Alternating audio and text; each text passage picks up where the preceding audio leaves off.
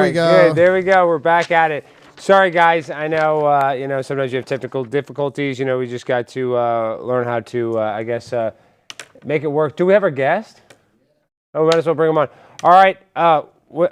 With all that being said, let's welcome on our guest, Sulaiman Ahmed. Sulaiman, are you there, Sulaiman? Yeah, I'm here. How are you doing? I'm doing horrible. My show's not working. We don't have any audio, and I'm doing horrible, dude. I'm losing my job in 2 weeks. I'm about to start drinking. I know in your culture that's not really socially acceptable, but in mine, I don't have any other choice. Well, it's pure haram, and yeah, I've had technical difficulties myself as well. I had to set all the system up myself, and it was very difficult. Well, Sulaiman, you look good, and I appreciate you coming on. I'm sorry that I'm in a bad mood because of all this, but Sulaiman, you're very outspoken online, and I think that you and we probably agree on a lot of stuff. I'm sure there's other stuff we disagree on, but can you tell me right now your position when it comes to what is happening with this latest ceasefire deal? Does this look like something that's actually serious? Can we trust Israel to, abide by it? Can we trust Hamas to abide by it? What is your opinion of this most recent ceasefire agreement that allegedly Monday the hostages will they will release them on Monday, allegedly? Yeah, that's an excellent question. And I have huge concerns about the ceasefire agreement. And the reason for it is because if you look at the history, Israel has consistently not followed the ceasefire agreement. And what we've seen is that this has happened time and time and time again.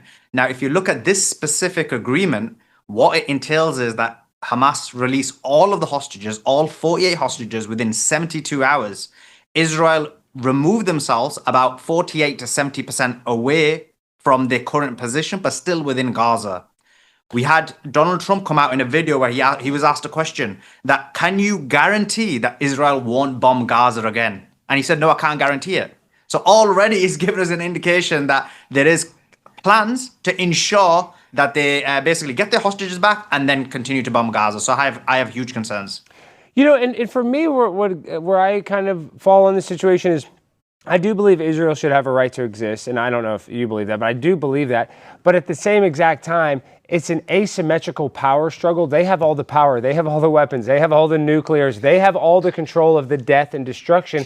So they're supposed to be the adults in the room, so they take all the responsibility. Like, I don't get mad if, a little kid, I'm not trying to call Gaza little kids, but in this struggle, they have all the power. So they need to be the adults. And I don't think that they've handled that power very well. So that's my major critique. And I don't like seeing, hospitals get bombed. I obviously don't like seeing schools get bombed.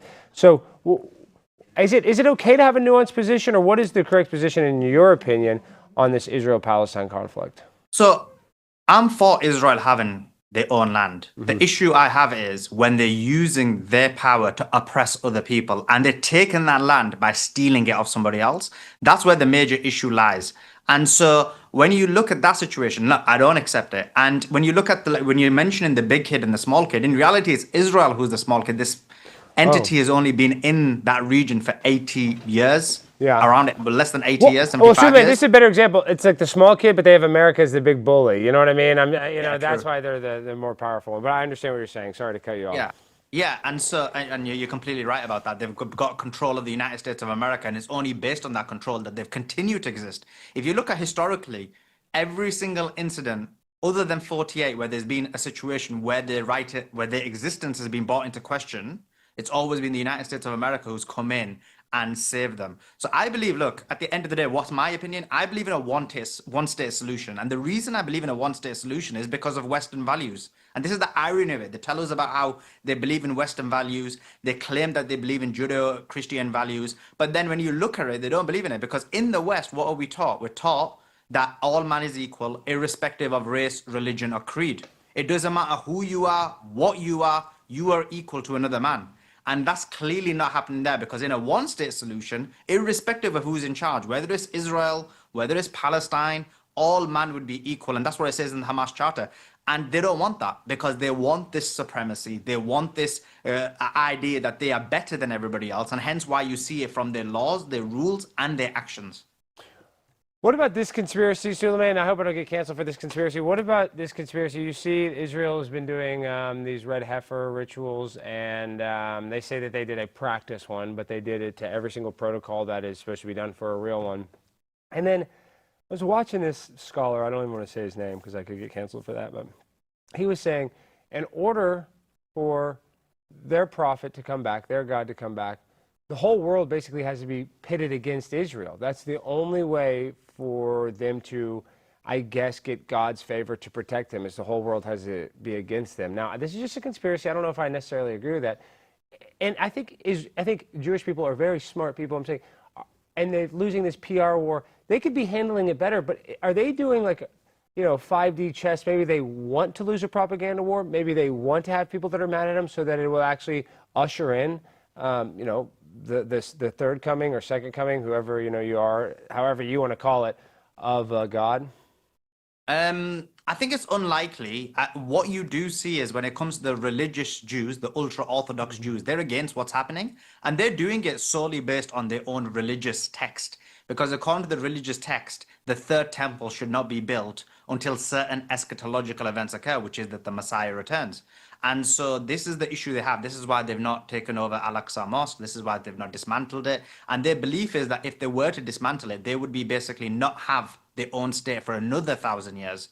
So from a religious perspective, it doesn't make sense. Now, it could be that they've kind of trying to engineer the situation and create the eschatological events for it to occur. But I mean, if they are trying to do that, that should be a huge concern for everybody, because even according to Ashkenazi Jewish texts, they say what? They say during the end of times, there's going to be a situation where the Gentiles will be they will get their comeuppance. And what will that be? Well, the ones that were nice to them, which is the Muslims, they didn't have any issues with the Muslims until 48. They actually were friends. Yeah. So the ones that were nice to them, they're going to get to be slaves. They'll get that opportunity. They'll be slaves. But the ones that were mean to them, which is the Christians, who threw them out of a huge number of countries, who oppressed them, who tried to kill them, who tried to eradicate them, they're going to cease to exist. They're going to be completely annihilated. So this is like the eschatological text, which is kind of a bit problematic.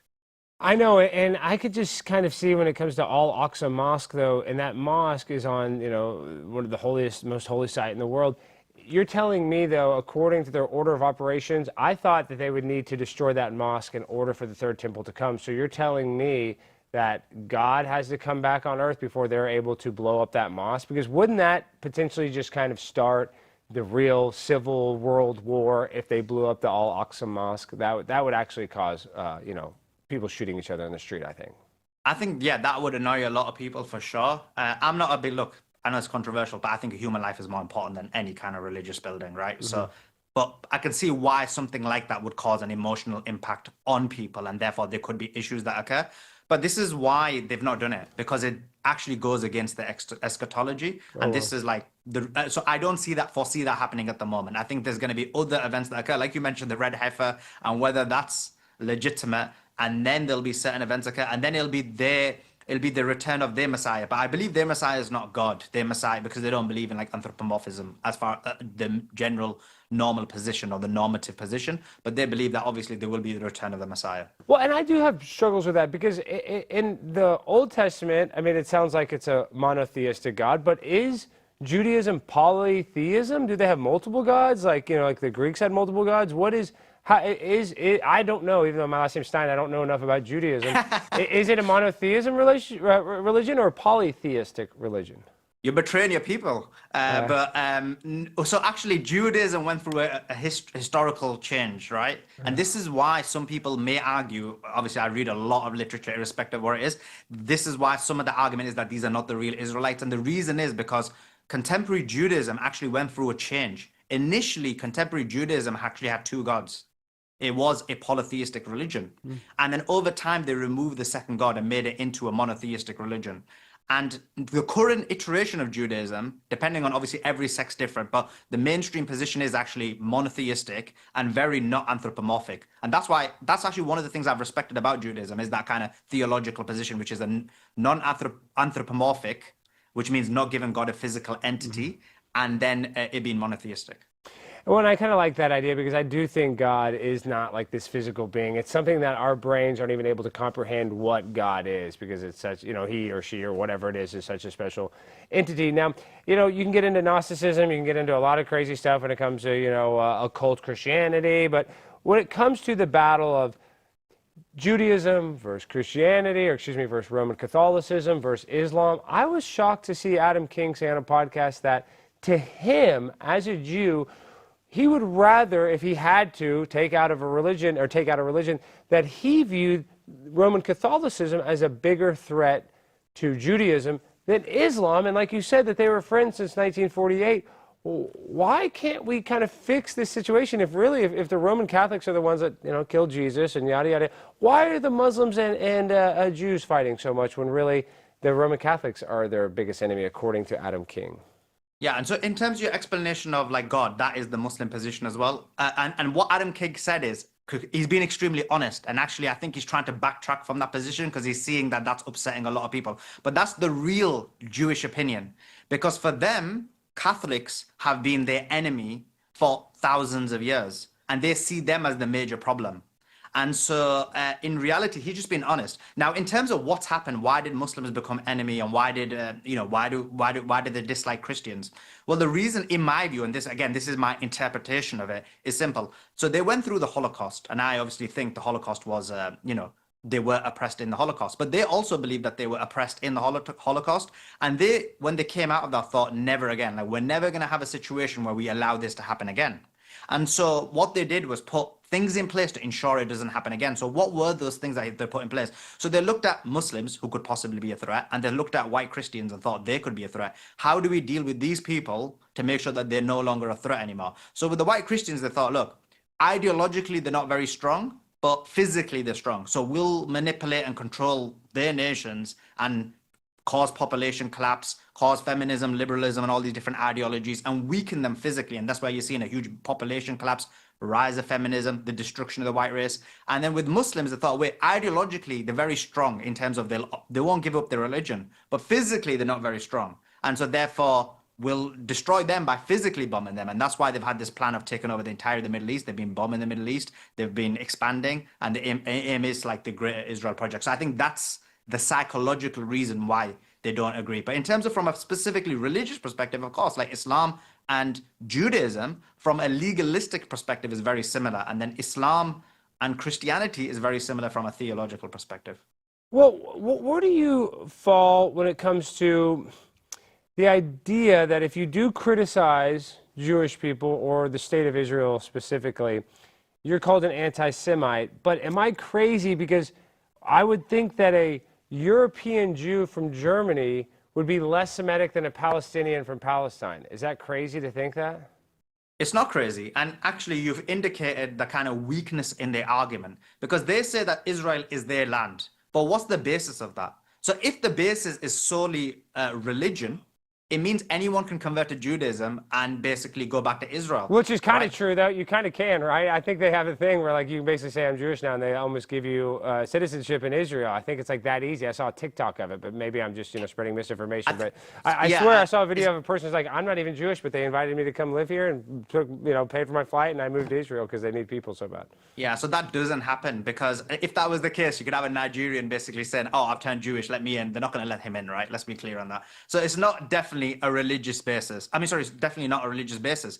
So then the question becomes, what could the other basis be? Now they say it's because of genetics. I'm guessing that's why you say you're Jewish, right? Because of genetics. I don't believe that. It doesn't sound like you actually believe in the religion of Judaism, or maybe no, I actually was baptized. Yeah, no, I don't. My grandfather was Jewish, so my mother, I didn't have a mom that was Jewish. So technically, I guess I'm not a Jew, but I have, Jew in me. So I'm not anti-Jew, but I've never had a whatever bar mitzvah. I've never done any.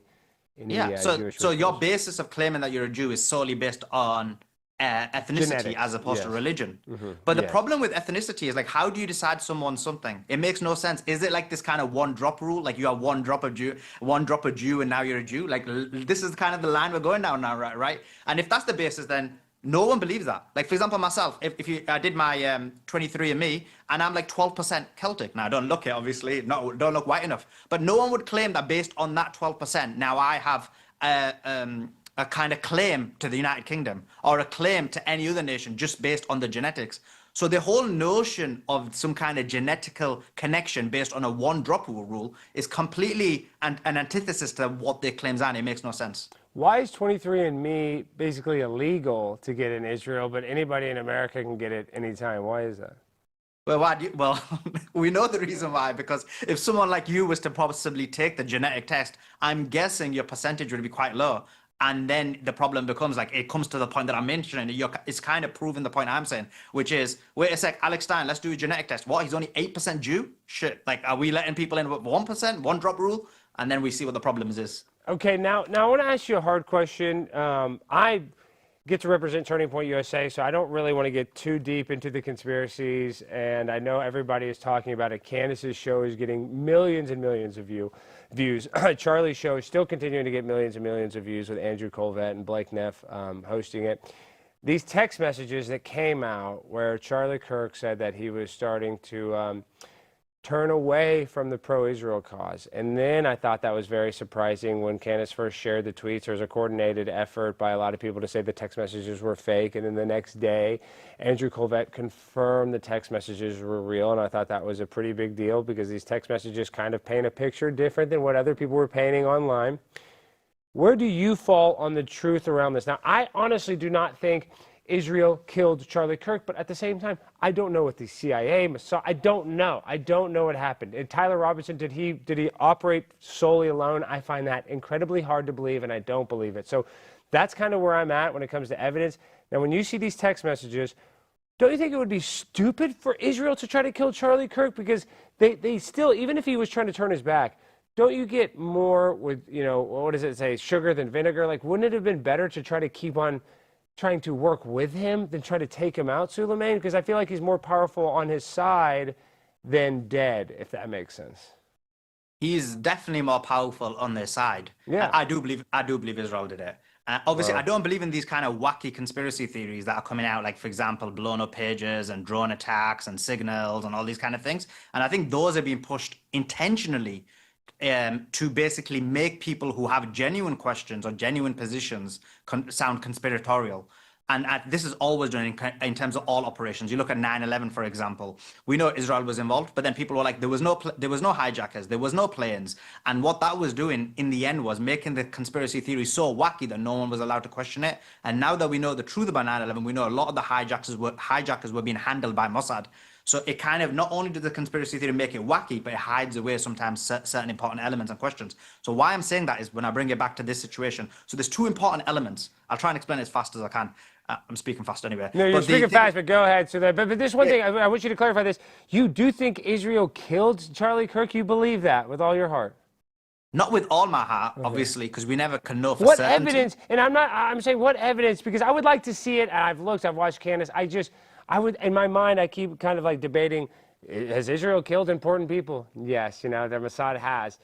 But why would they even risk taking out a person? Like, why would they even, unless they wanted to get caught and they wanted us to dislike them? That's like the only thing in my head. It's like, because I do feel like with people that are looking into this, we will get the truth with all this one day. Possibly not. But okay, let's go why would they do it? Motive.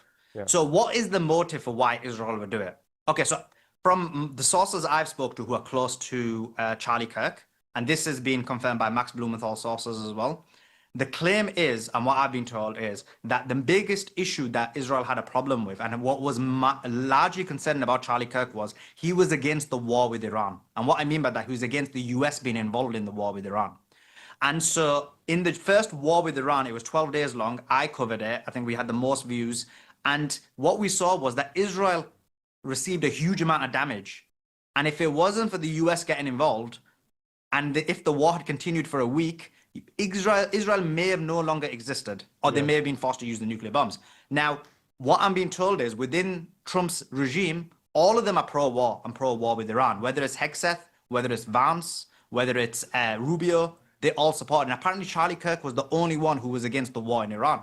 So you've got that aspect. And then we believe, and I do believe, that there is going to be another war with Iran, possibly in the next few months.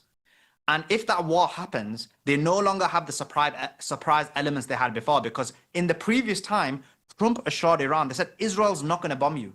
He gave them a guarantee. They were meant to have a meeting on Sunday. Israel bombed on the Friday. Israel bombed through Mossad agents on the ground. The large success came from within Iran. And that surprise attack shook Iran for a day or two. Then they basically recouped, recalibrated, and then attacked Israel, and you saw the huge amount of damage that happened against Israel. So once you understand that context, you think another war with Iran, it's impossible that Israel could beat Iran on its own. And so if Israel can't beat Iran on its own, it does require US assistance. And so if it requires US assistance, they can't have somebody counter signaling and stopping a war with Iran, because the next war with Iran without US means Israel ceases to exist. And we've seen in the past when anything that impacts their existence, such as JFK and Dimona and the observation of the nuclear bombs and him registering Farah, they were willing to take him out. So there is this existential threat which would cause their existence to cease to exist. And in terms of like killing him because of like him turning, I'm saying that's less of a stronger motive. I agree with you on that one. Yeah, because that's what I'm saying. Just him turning on the cause, I don't think that's enough, because I mean, I'm not best friends with Charlie, but I feel like I know Charlie well enough that he's not going to go out there and publicly say anything bad about Israel. You know, he would have a very nuanced, professional way to say it. Even if he had a critique of it, he would say it in a way that wouldn't probably demonize Israel, because he's a professional. That's the type of guy he is, and he respected and had a bunch of respect for Israel. He might not have liked everything Benjamin Netanyahu did, but he definitely had respect for the Old Testament, a book that he liked, and you know, a lot of the Jewish customs and religions. So now let me ask you this. This is the one thing. A lot of people put the blame on Israel and Benjamin Netanyahu, and I get it, because they do want to accelerate a lot of this stuff.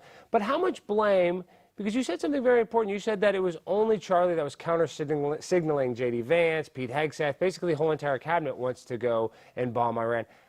Could it be the real conspiracy is that America almost uses Israel as a proxy to start wars so that we can spend more money on our military-industrial complex? Like, because a lot of people like yourself and people online give us the impression like, oh, it's Israel, the tail that wags the dog. But isn't it really more likely that, you know, we're the dog wagging the tail of Israel? Isn't that the more likely scenario, or is that a conspiracy in your opinion? I mean, that's the impression that people give, right? But in reality, and this is what many people believe, this is people in the Middle East believe this for a very long time, until we've had the access to knowledge, information on social media where we're able to analyze these things. And no, I think Israel is completely in control of the United States of America. And I can just give a minor example. I'm not going to go into AIPAC because I'm sure you know about it. I'm not going to talk about the various controls they have of the US and the UK. They control both nations. But I'm going to talk specifically about just a recent incident that happened. Israel bombed Qatar.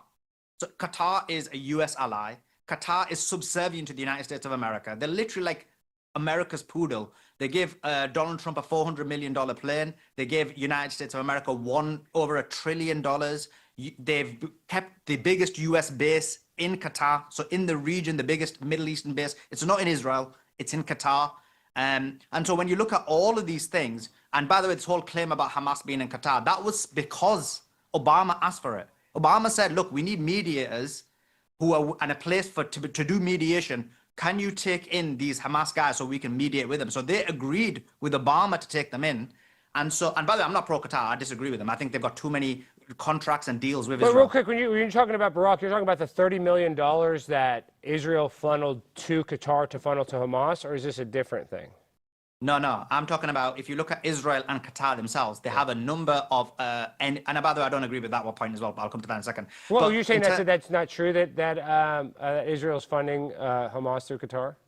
No, I don't believe so. Okay, good. I've just heard that rumor. I'm happy that's not true. I've just heard that rumor. I mean, that is an argument people make that, look, Israel propped up Hamas. Hamas is like an entity that is there for Israel. I disagree with that. I know there's some people who hold that position within the pro-Palestinian movement. I disagree with it. I think Hamas is a result of oppression on occupation, and then they decided that the only way to deal with this is to physically resist.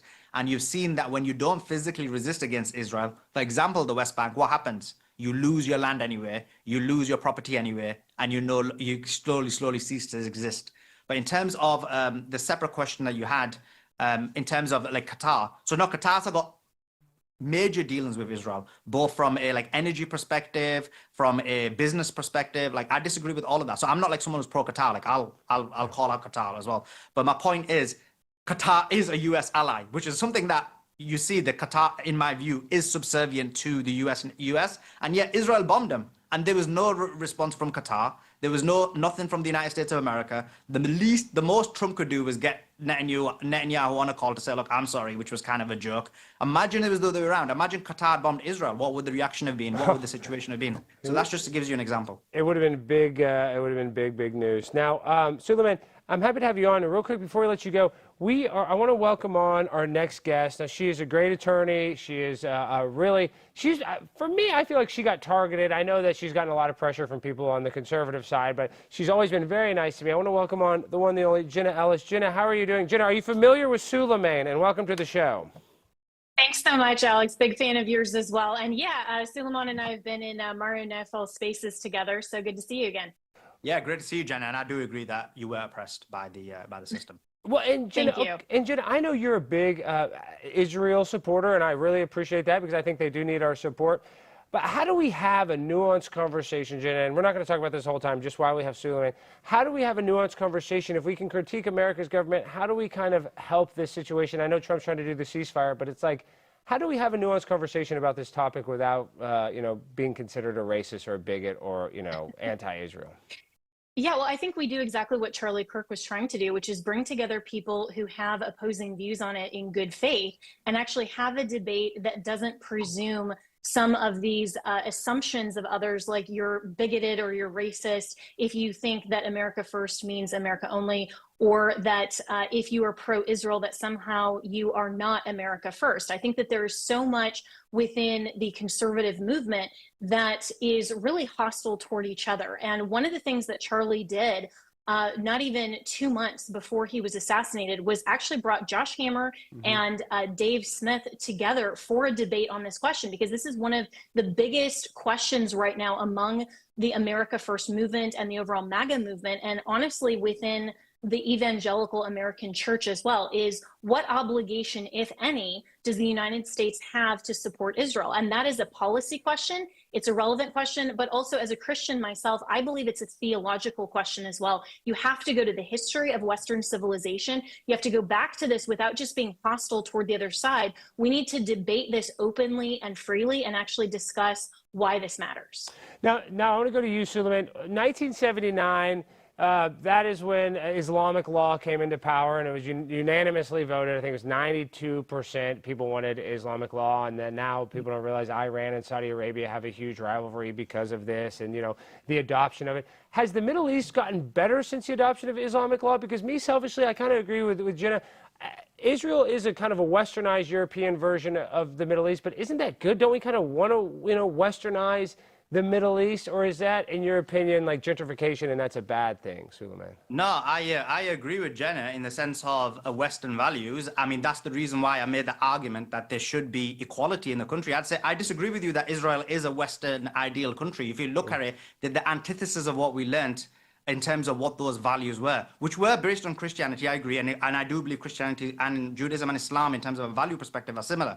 But in terms of, if you look at it from the history perspective, the Constitution was based on the Magna Carta, which was based on Christian values, essentially. But what is that? That all man is equal. But then if you look at Israel, they've got supremacist laws. If you're Palestinian, as an example, even if your parents or grandparents were from that land, you're not allowed back in. But if you're a Jew, irrespective of not having any connection to the land, you're immediately allowed back in the land. I think that's an antithesis of Western values.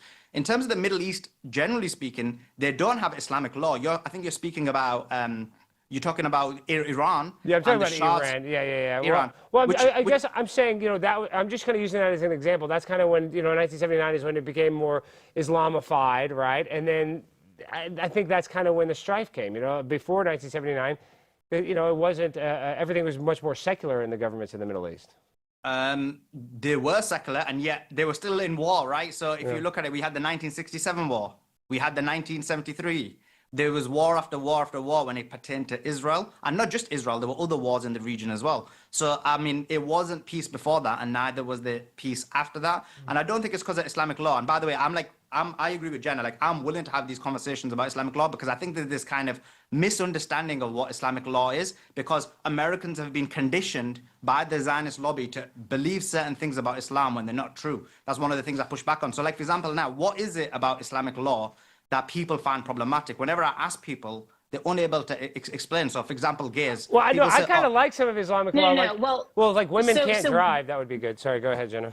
And what I have a problem with Sharia law specifically, is that Islam is based on essentially a theocracy. You're literally an infidel if you don't believe in the Muslim faith. And to say that Israel is not a westernized civilization is utterly laughable, because America was founded on the Judeo-Christian worldview. America and Western civilization would not exist without Israel, without monotheism, without the God of the Bible, without an understanding that equality and religious freedom is actually built on an understanding that every human being is made in the image of the God of the Bible, that is Yahweh, and the image of Christ. And that because of that, we all have inherent dignity and worth. And because of that, we can all freely debate these ideas. We couldn't have this conversation and freely debate these ideas. I couldn't participate as a woman in an Islamic country in Iran. I would have to be covered. My hair would have to be covered, all of these other things. But the main problem that I have with Sharia law is the fact that it requires a belief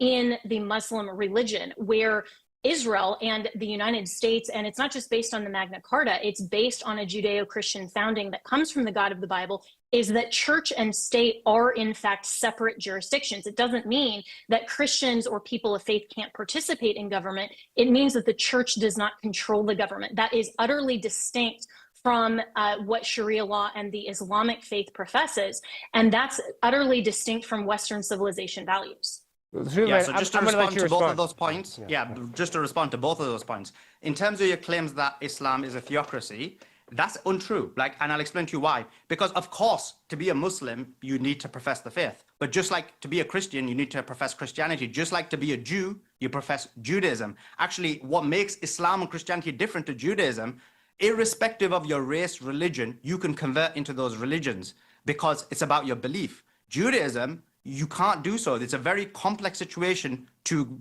convert into Judaism. In Judaism, you have this concept of Jew and Gentile. There is a tiered system. In Islam, there's actually very different tiers within there. And what I mean by that is you could be a Muslim. And then there's a different conversation about people of the book, which is Jews and Christians. And then there's different people about a conversation about atheists, which is kafir. There's all of these different conversations. So again, when you're making these claims about Sharia, we actually have different, and for example, within Sharia law, you're allowed to marry. You're allowed to eat the food of a Jew and Christian. There is different rules when it comes to Jews and Christians where they are considered different to disbelievers.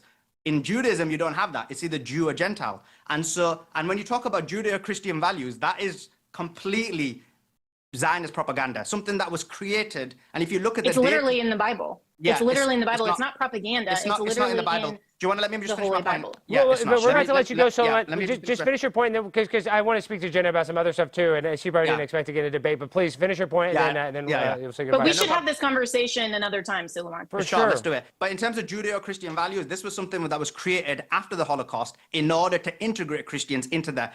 Judaism had nothing to do with the creation of the United States of America other than control it, occupy it, and take over it. And that's the reality of it. It's like, for example, during the Holocaust, Jews went into the United States of America complaining about it. They didn't believe them. So this idea, and actually if you look at the history, Jews and Christians fought each other for 2,000 years. So they never had this kind of consensus. There was never these Judeo-Christian values. This was created after 1948. If you look at the usage of that word, it propels after the 40s, after 48, because of this reason, because it was something that was promoted and propagated by the Zionist-controlled media.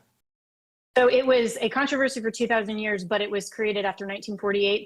The math isn't mathing right there. No, you guys had problems. Without Jews and without the Old Testament Israel, we would not have Christ. So the difference between the Jewish faith and Christianity is that Christians accept the person of Christ who literally lived as Messiah, where non-Messianic Jews do not. They're still looking toward the Messiah. But in terms of the values, in terms of the monotheism, in terms of how we understand who the person of God is, we all believe in the Old Testament. We understand that it's just the distinction is who is the person of Christ. And now for Christians, that is the entire debate. That's everything that you must be saved and when you believe that Christ is Messiah. And so Jews don't accept that unless they are Messianic Jews. That's the distinction. But in terms of the value-based premise, everything that comes from the Judeo-Christian faith, as our founders recognized, is built on that system that we would not have Christianity but for the Jews. Yeah, Jews killed Jesus. Jews believe that he's a rebel. Jews believe in the Talmud that he's burning his own excrement. There's clearly a distinction and a lack of respect when it comes to Jesus within Judaism, and that's completely different to Islam, because actually in Islam, Jesus is a prophet. He is, what we believe as Muslims is that he's been divinely inspired. Christians believe he's divine. Jews believe he's a rebel. So even this kind of consistency that you're claiming doesn't exist. They do not view Jesus in the manner that you're claiming. And this is meant to be the Christian God, which is kind of hilarious, I find. Well, and that's where Islam, to say that Jesus was just a prophet and to deny his divinity is actually disrespectful to the Christian faith. So it's not to say that Islam somehow accepts the Christian truth more so. That's actually an absolutely false claim. Of course, they don't believe in the Christian truth, or they would be Christian. I'm talking about the respect of Jesus and believing that he's divinely inspired. Well, whereas Jews respect for him as a prophet and saying that he's fully man is actually disrespectful. That's not what we believe. That's diametrically opposed to faith. But we can all admit that. What about him being a rebel? What about him being a rebel? What about the fact that he's in hell burning his own excrement? But let's just admit that they don't listen. Jews don't they don't really accept love him Jesus. as Messiah, but that's not the point here. We understand that they're distinct faith systems.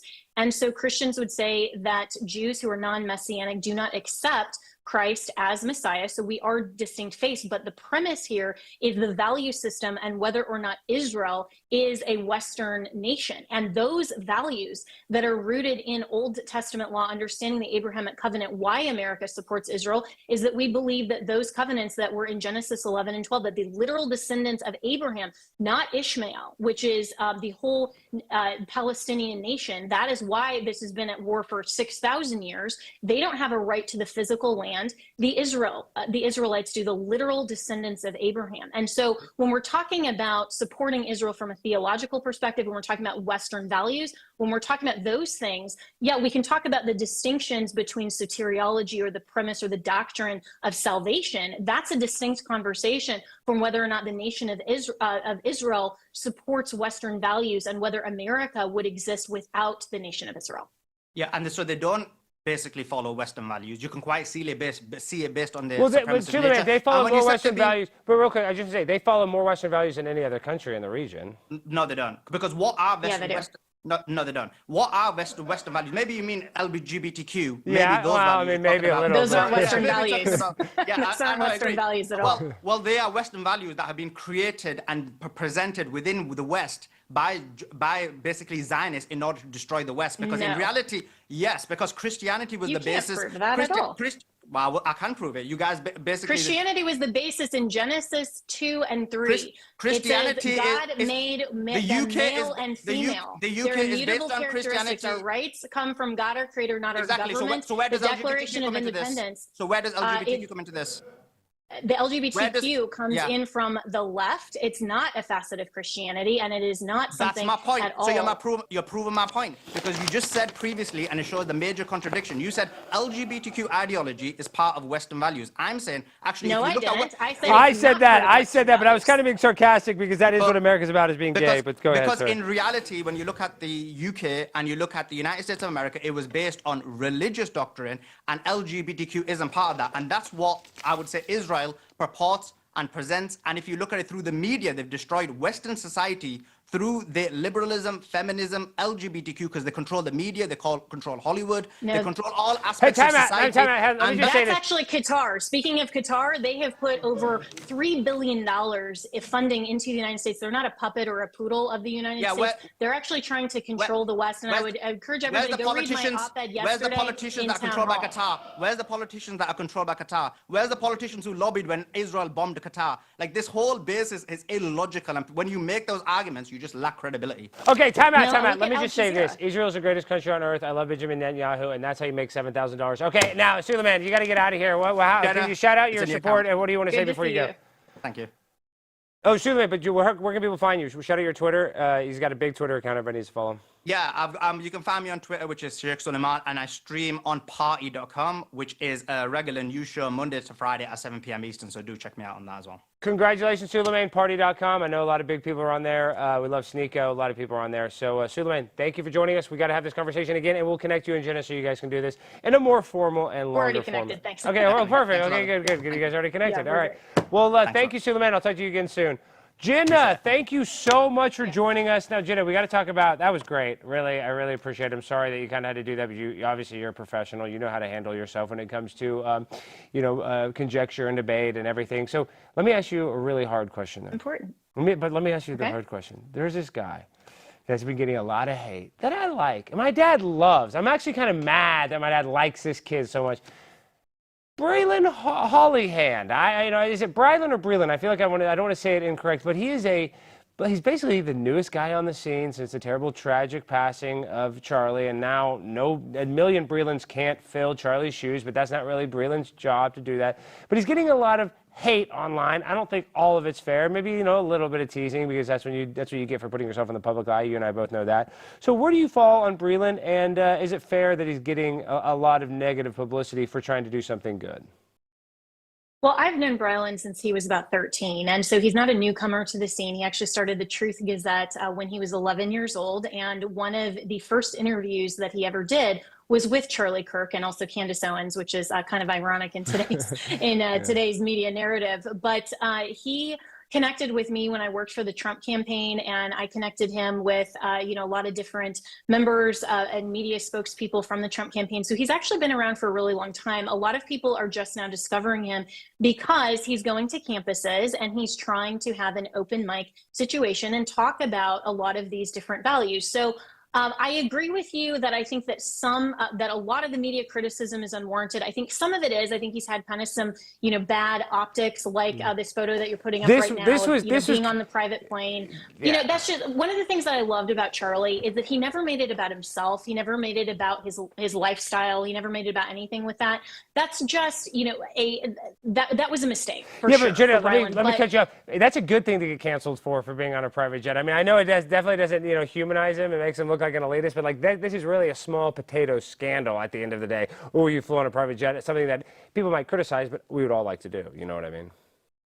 Yeah, well, I mean, and this is where I think that so many people in their anger in the aftermath of Charlie Kirk's assassination are coming down really harshly on some of these really young kids who don't deserve as much criticism as much as they deserve mentorship. And so I actually really respect Brilyn for engaging the debate, being willing to go out and speak on college campuses. And listen, when you and I were 18, I don't think that I could have spoken as clearly as Brilyn, and I certainly didn't have the media following that he did. And so we need to give him a little bit of grace. Now, is he going to be perfect on everything? Absolutely not. But if the whole idea is to say, hey, let's get the young people and Gen Zers involved, then the criticism and going after Brilyn is certainly not going to encourage that. Yeah, I agree with you on that. I think, like I said kind of earlier, there's a little fair criticism for anybody putting themselves in the spotlight, but at the end of the day, he is a young kid that's trying to do good. So let's not, beat the kid up too much when he's really he's a net positive, not a net negative, and I think that is important. So everybody kind of has their own role, and they need to play it. But what I also see is when they hate on him too, a little bit about it is they see a young guy, they feel like that, and I think we all have this with politicians, right? We don't like a young politician. Everybody kind of likes a seasoned politician. So I think that is kind of what hurts him, is that we do live in an ageist society where most people like you to be young. But when it comes to like going and touring and being like this, people probably don't like that he's kind of a wonder kid, 18-year-old. You know what I mean? It's unusual, I guess. Like there's only one Charlie Kirk, so I think people are just going to have to kind of get used to him. And then he's going to keep on having success. He's been doing this for over 6 years, so I have no doubt that he'll be successful. Yeah, and his response has been with humility and grace, which is actually remarkable for being 18. He kind of admitted like, hey, here's the truth of the matter on his photo op on the private jet, and he's saying, listen, this is what I'm trying to do. And I think he's approached it with more humility than we've seen from a lot of Gen Zers, so I respect that too.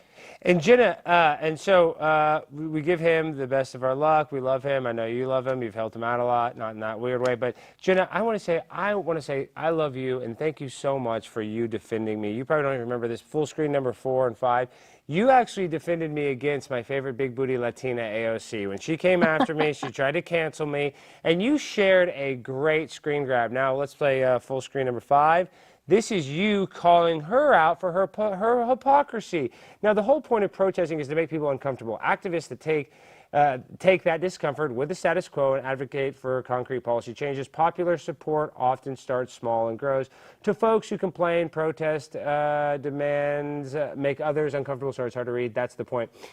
My point is, she literally had just tweeted this before it happened. She was telling people to go out there and protest and make people feel uncomfortable. And then I went there and I complimented her, and your tweet did really well. I mean, maybe it was too nice of a compliment, but I just wanted to thank you, Jenna. I've never had the opportunity to thank you, so thank you so much. Sure, of course. Well, I mean, I fully support everything that you did, and I became one of your biggest fans when you stood up in the middle of school board meetings and pointed out their hypocrisy during the whole Leah Thomas situation. So continue to speak truth boldly. That's what it's all about.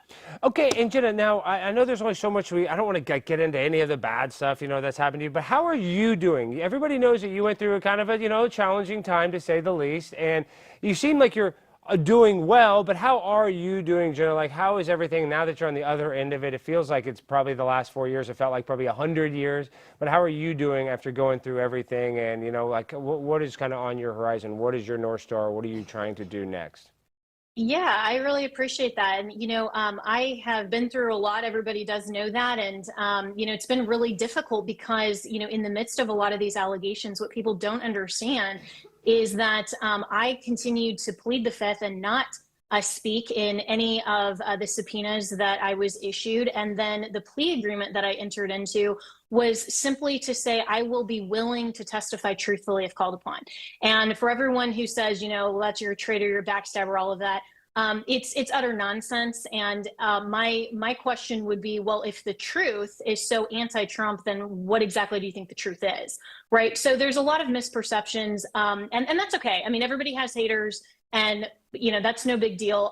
But it is really good to be on the other side of that and know that I'm willing to stand for the truth, regardless of whatever happens. And so I have been with the American Family Association hosting a nationally syndicated radio broadcast for going into my 4th year, so the last 3 years. And I love it, Alex, because I get to just speak the truth every day. We address news of the day, cultural issues, but also theology. In the conversation we just had with Sulaiman, these things are really important, and Charlie Kirk understood that. And so over the last month, since his assassination, really that rocked me to my core. And I realized, and I'll say this to you and obviously publicly, that I feel like I've kind of sidelined myself because of some of the haters too much.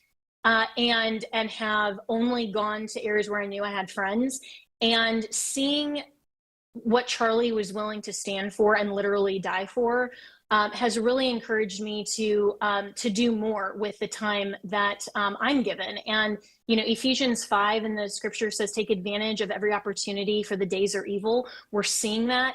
And so what I have now pursued over the last month since Charlie, to honor him and to honor, obviously, Christ, my Savior, is to truly take advantage of every opportunity and not care about the lies and the pushback and, the haters, but really to just continue speaking the truth.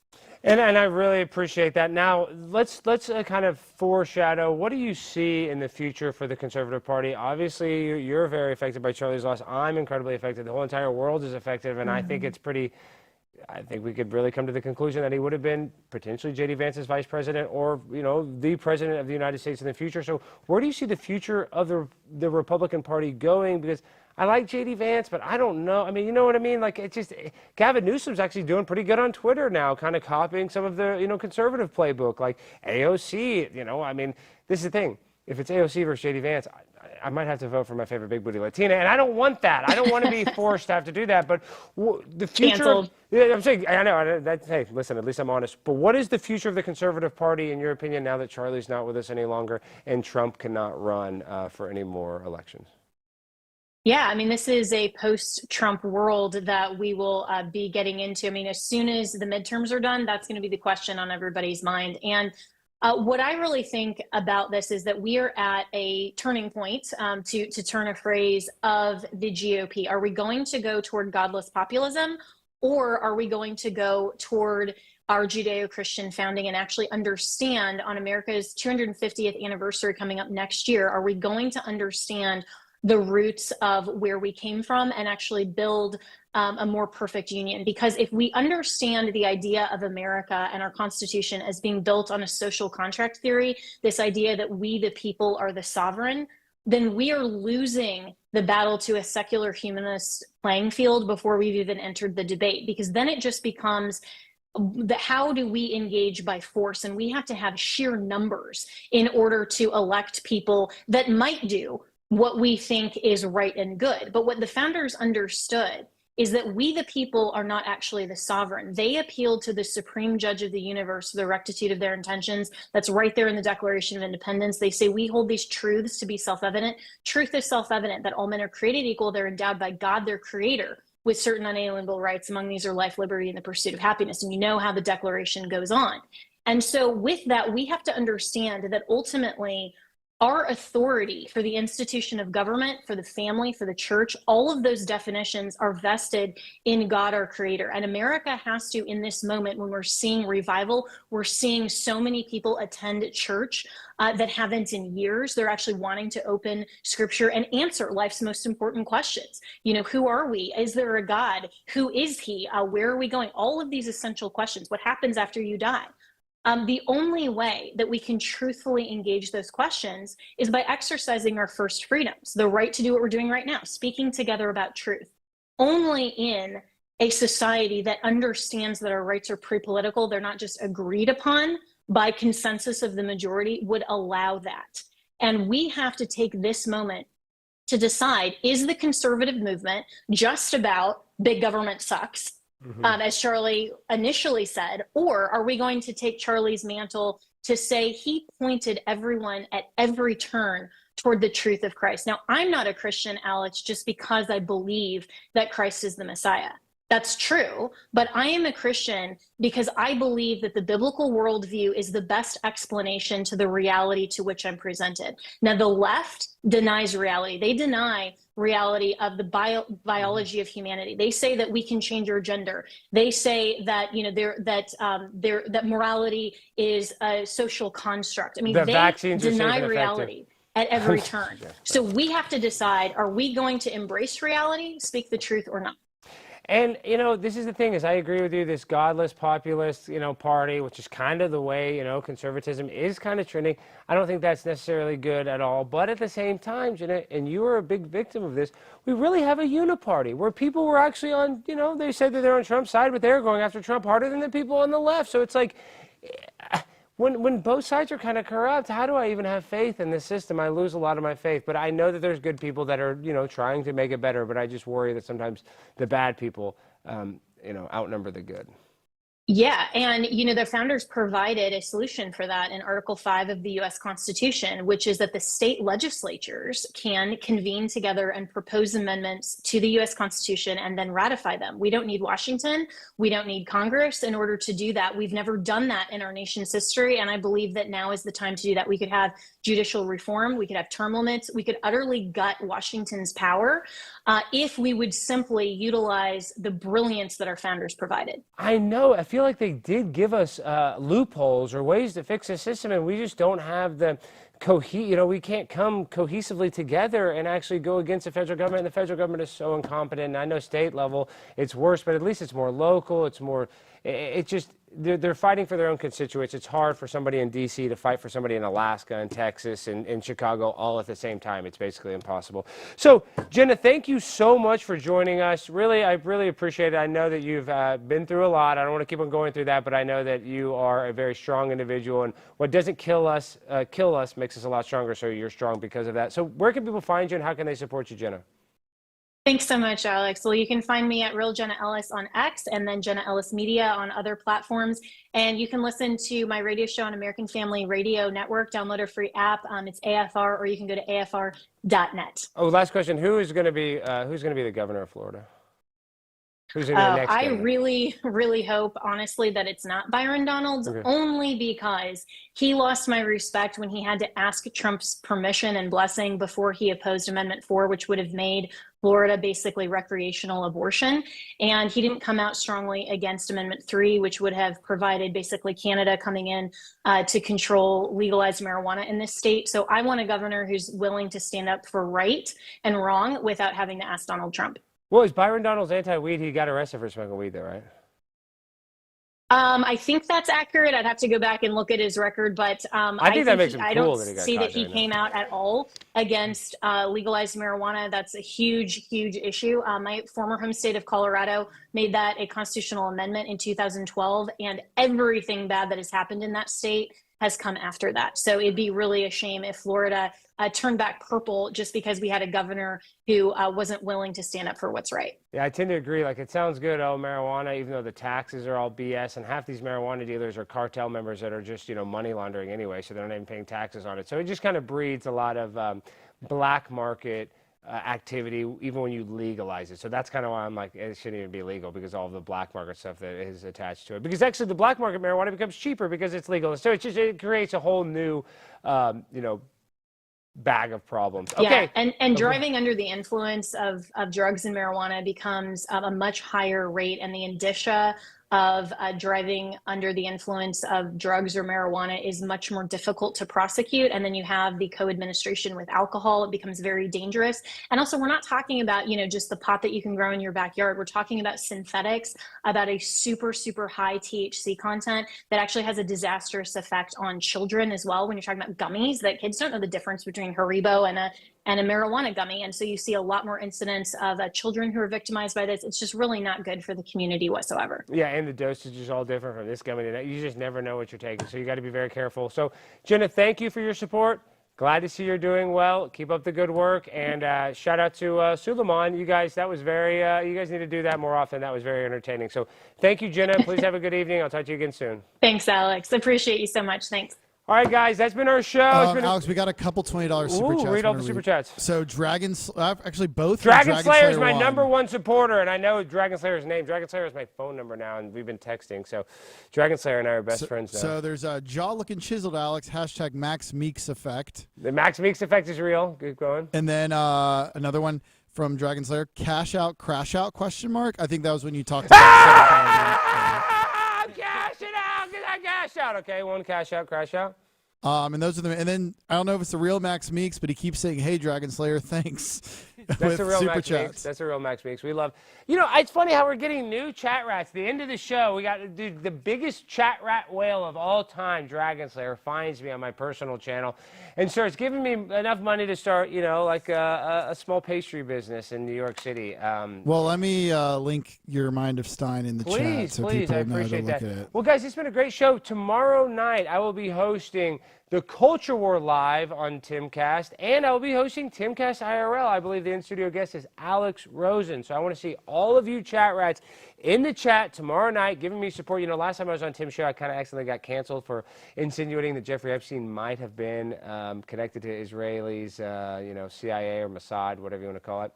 And that video went super viral. So I'm thinking about, what should I do on Tim's show? Should I bring like a bunch of walls? Should I kiss the wall or something on Tim's show? What should I do real quick? You should just do blank $7,000 checks. Just be like, who wants it?